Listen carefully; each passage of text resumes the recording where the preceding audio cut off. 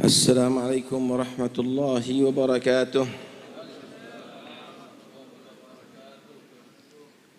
Bismillah, walhamdulillah, wassalatu wassalamu ala rasulillah Sayyidina Maulana Muhammad bin Abdullah wa ala alihi wa sahbihi wa man walahu, la hawla wa la quwwata illa billah, amma ba'd.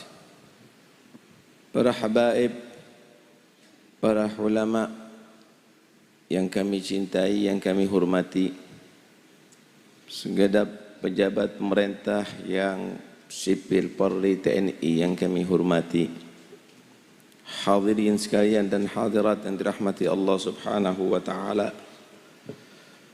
Rindu sekali dengan acara seperti ini, dan ini adalah satu cara untuk menghibur hati, mendekatkan diri kepada Allah dengan lewat orang-orang yang dicintai oleh Allah. Mudah-mudahan acara ini tidak libur seterusnya, karena dengan acara ini insya Allah Allah angkat semua bala. Dengan acara seperti ini insya Allah Allah akan turun rahmat kepada kita.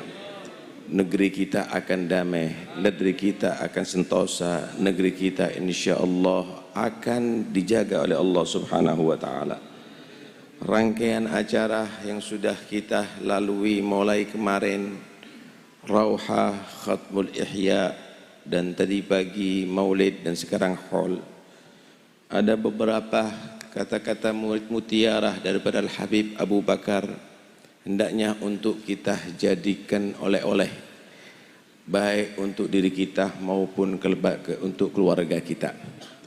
Beliau radhiyallahu anhu berkata, ad-da'i ila Allah la budda ma tajtami' fihi arba'atu khisal, az-zuhd wal ilm wal aql wal mudarah, wa idza naqasat khaslatun min hadhihi al-arba'ah ma yakunu li wa'dihi ta'thir wala tadharun natijah. Banyak orang-orang menjadi dai, saudara. Banyak yang menjadi penceramah dan penasihat. Ma aktsara syajar falaysa bimuthmirin wa ma aktsara thamar falaysa bitayyibin. Berapa banyak pohon tapi tidak berbuah, saudara. Berapa banyak buah tapi rasanya tidak manis, saudara. Begitulah berapa banyak dai, berapa banyak penceramah, berapa banyak khatib, tapi tidak menghasilkan. Kalaupun ada ceramah, kadang-kadang bukan hikmah tapi fitnah yang terjadi. Beliau mengatakan hendaknya seorang dai harus kumpul pada dia 4 sifat, 4 hal kalau kepingin dakwahnya sukses, kalau kepingin nasihatnya tadi itu ada pengaruh dan diterima oleh masyarakat. Nggak perlu banyak bicara, nggak perlu banyak dengan tutur kata. Sebenarnya 4 hal ini yang akan membuat dakwah tadi itu terus dan akan diterima. Pertama, seorang dai harus mempunyai sifat zuhud, tidak cinta dunia. Bukan karena melarat, saudara. Ada orang itu dikehendaki oleh dunia tapi menolak. Ada orang yang dunianya nggak ngendaki sama dia. Kalau ini fi hukmil ittirar. Tapi orang zuhud itu tidak cinta dunia, walaupun dunia berdatangan kepada dia. Dan ini adalah sulit. Laisa zuhud an la tamlika dunya, walakinna zuhud an la tamlika kad dunya. Zuhud itu bukan kamu enggak punya dunia, tapi zuhud itu kamu tidak dikuasai oleh dunia. Seorang dai kalau sudah dikuasai oleh dunia, maka jangan-jangan dia tidak berdakwah kecuali karena dibayar. Jangan-jangan yang dicari adalah materi, dan ini yang akan merusak dalam dakwah itu sendiri.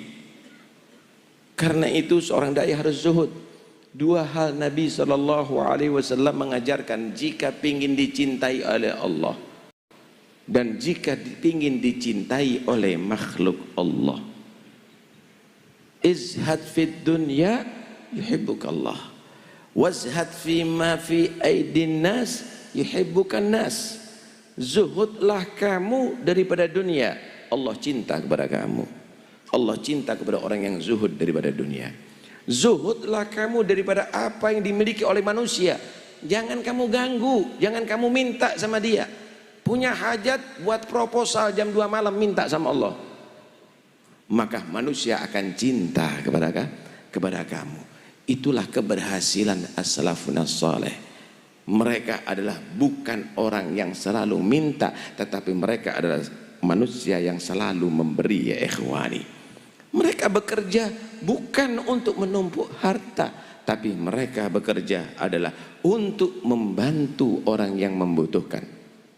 Al-Habib Abdurrahman bin Muhammad As-Saggaf, beliau adalah punya kebun yang cukup besar, kebun kurma.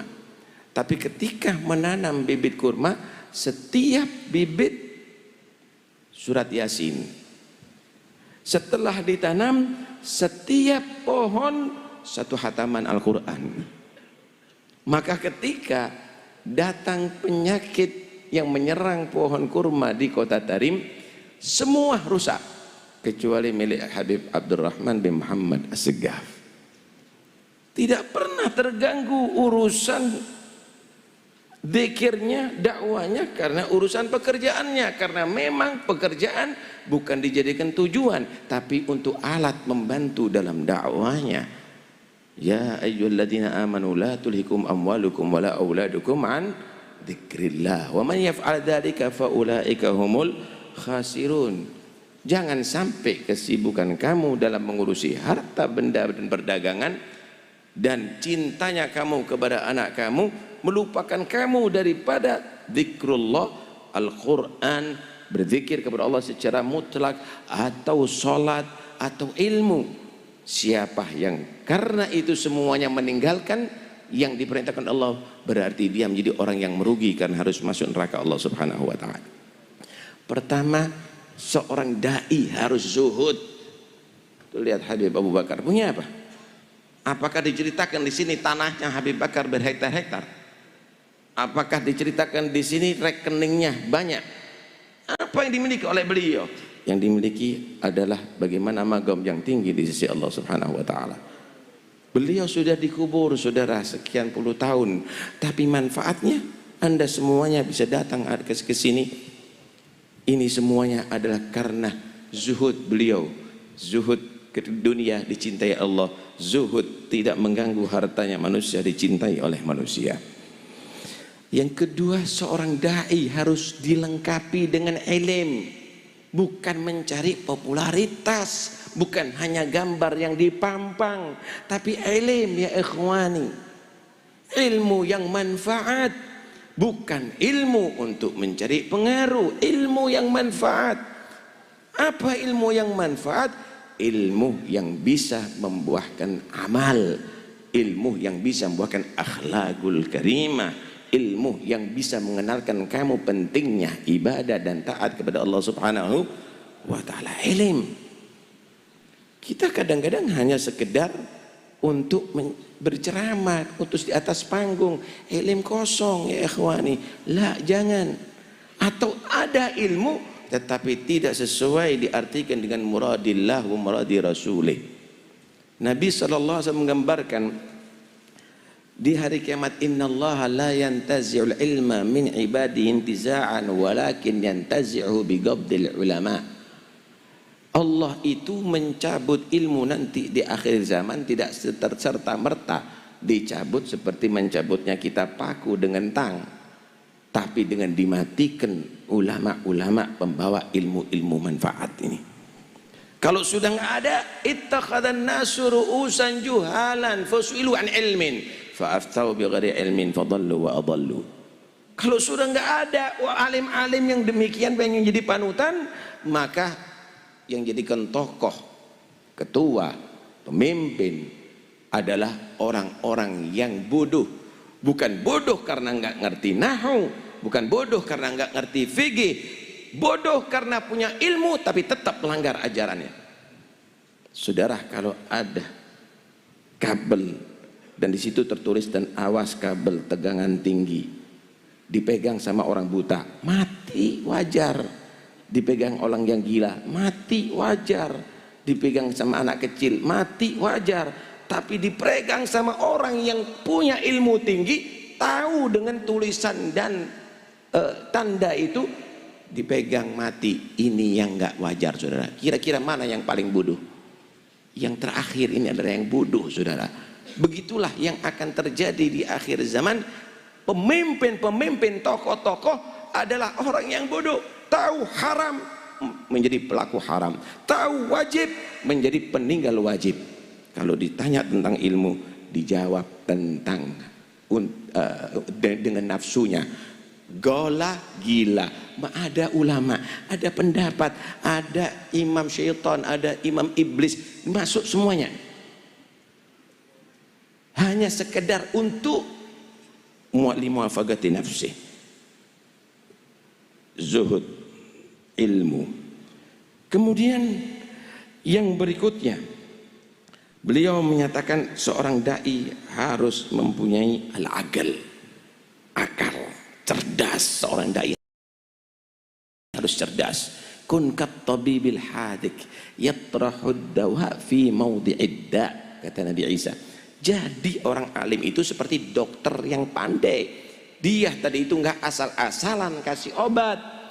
Dilihat obat ini diberikan kepada siapa, dosisnya seberapa, tanya umurnya bagaimana, kemudian timbangnya bagaimana, baru ditentukan obatnya, sakitnya apa. Begitu, jangan anak kecil obat orang besar jadi racun, nggak ada manfaat, malpraktek namanya. Begitu juga ustadz alim, inti nggak usah ngajari hakikat, orang nggak bisa wudhu kok. Mau tampil mau disebut inti seorang orang yang arif billah. Jangan, berikan ilmu itu sesuai dengan yang dibutuhkan oleh orang-orang yang di hadapan kamu. Orang awam ini nggak perlu macam-macam. Orang awam ini bawa dia taat kepada Allah, tobat dari maksiat kepada Allah Subhanahu wa taala, membersihkan hati. Selesai. Nggak usah ente bingung yang lainnya dulu. Biar bisa bersatu nih umat. Kemudian yang keempat adalah al-mudarah. Orang itu, saudara, di dalam bersikap harus tahu siapa yang ia hadapi. Oh, yang dihadapi adalah pejabat. Cara nasihatnya jangan disamakan dengan orang yang ada di pasar. Oh, orang yang kaya. Cara membimbingnya jangan disamakan dengan para petani. Oh, petani, jangan cara mendidikan, jangan cara berdakwanya seperti Anda ada di universitas. Harus Anda mengetahui itu. Sehingga ketika empat hal ini terjadi pada seorang dai, maka insya Allah akan nampak hasilnya. Kalau tidak, kata Habib Abu Bakar, kalau kurang ini, saudara, maka tidak akan nampak hasil dalam dakwahnya. Dia akan ditolak dalam dakwahnya. Tuh, lihat bagaimana cerdasnya Habib Abu Bakar. Sebenarnya bukan mimbar dakwah itu, saudara. Lihat Habib Abu Bakar. Abu Bakar tidak di atas mimbar berdakwah. Diamnya Habib Abu Bakar dakwah. Diamnya dakwah. Berapa banyak orang yang maksiat bertobat setelah memandang Habib Bakar. Pandangannya dibilang tadi dakwah, bahkan pandangannya bisa menyampaikan kepada Allah Subhanahu wa taala. Kenapa? Nih, hatinya luar biasa. Ini sudah mendarah daging kepada beliau, khusyuknya, zuhudnya, ilmunya, tawadhu'nya mendarah daging pada beliau Al-Habib Abu Bakar. Sampai bukan hanya menjadi orang yang cinta kepada Rasulullah, menjadi orang yang dicintai oleh Nabi. Saudara, kita kalau cinta ziarah ke kota Madinah, Tapi bagaimana tadi diceritakan Nabi datang ke rumah Habib Abu Bakar, berpelukan dengan Al-Habib Abu Bakar. Jangan Anda alergi. Nabi meninggal jasadnya, tapi rohnya tidak meninggal, rahmatnya tidak meninggal. Dengarkan hadis sahih, Nabi menyatakan, man ra'ani fil manam fasayarani fil yaqadhah. Siapa orang yang melihat aku dalam mimpi bakal melihat aku dalam keadaan yaqadhah. Tahukah Anda, yaqadhah di sini bukan di akhirat. Kalau di akhirat semua akan bisa melihat kepada Nabi, enggak mimpi pun bisa ketemu. Tapi itu di dunia, saudara. Minimal ketika dia dalam sakaratul maut, dia akan bertemu dengan Nabi untuk membantu dia mati ke dalam husnul khatimah. Karena itu punya cita-cita yang tinggi ya ikhwani. Jangan hanya punya mobil mewah, harta yang banyak, punya cita-cita yang tinggi, punya makam di sisi Allah. Kalau kita menjadi orang yang gagal, ayo anak-anak kita mohonkan mudah-mudahan jadi seperti Abu Bakar, jadi salaf-salafnya kita. Apa yang kita minta selama ini? Hanya kekayaan, hanya toko, hanya jabatan sementara. Wakif magamnya datuk-datuk kita nggak kita capek, nggak kita rasakan, dan itu kita turunkan kegagalan kepada anak-anak kita. Mahadil ghabawah. Ini kebodohan model apa yang terjadi pada diri kita ya ikhwani. Syarafuna adalah seperti mereka. Ahlul ilm, ahlul walayah, ahlul istiqamah, ahlul ibadah. Mereka orang yang hebat-hebat. Itu kemuliaan kita. Anda tahu Imam Ghazali, Muhammad bin Ahmad Al-Ghazali, bukan orang Arab. Dan beliau bukan anak ulama besar. Bapaknya tukang pintal benang. Apa yang menjadikan bapak yang beruntung ini punya Imam Ghazali? Karena setiap dia melihat para wali, orang istiqamah, orang ibadah, menangis dia. Yang ditangisi dirinya. Ya Allah, kenapa aku tidak bisa mencapai magom seperti orang ini? Kenapa aku tidak bisa mempunyai menikmati ibadah seperti orang ini? Kemudian memohon kepada Allah, ya Allah, jika aku tidak bisa mencapai magom seperti wali ini, karuniakan mencapai magom seperti wali ini, karuniakan kepada aku anak yang bisa mencapai magom seperti wali ini. Kalau bertemu dengan alim kabir, ustadz yang dakwahnya masuk dalam hati, nangis dia, kenapa aku tidak belajar dalam masa mudaku dan kecilku. Kemudian memohon kepada Allah, ya Allah, kalau aku tidak bisa menjadi alim yang bermanfaat, karuniakan aku anak yang menjadi alim, pewaris nabimu, dan bisa nasihat kepada ibumu. Akhirnya dikasih dua anak. Yang pertama Muhammad Al-Ghazali, tokoh sufi yang semua kitabnya Masya Allah ada di mana-mana dan dicintai oleh seluruh habaib pada setiap generasi. Yang kedua Imam Ahmad, seorang da'i, ribuan orang maksiat masuk Islam, ribuan orang kafir masuk Islam, ribuan orang maksiat bertobat kepada Allah Subhanahu wa taala. Habib Ali bin Muhammad bin Husain Habsyi, pada masa kecilnya, kalau beliau melihat orang yang arif lari ke ibunya, ibu saatnya ibu memohonkan untuk Ali, angkat tangannya bu, mohonkan kepada Allah. Apa yang aku mintakan? Mintakan kepada Allah, Ali anakmu bisa menjadi wali seperti fulan. Kalau ketemu dengan alim lari kepada ibunya, ibu saatnya memohonkan kepada Allah, mintakan untuk anakmu Ali. Apa yang aku mintakan untuk engkau wahai anakku? Mintakan kepada Allah Ali anakmu untuk menjadi alim seperti fulan. Pernahkah anak kita menangis untuk itu? Apa yang kita didik kepada anak-anak kita ya ikhwani? Pernahkah kita menangis kepada Allah, memintakan anak-anak kita untuk itu?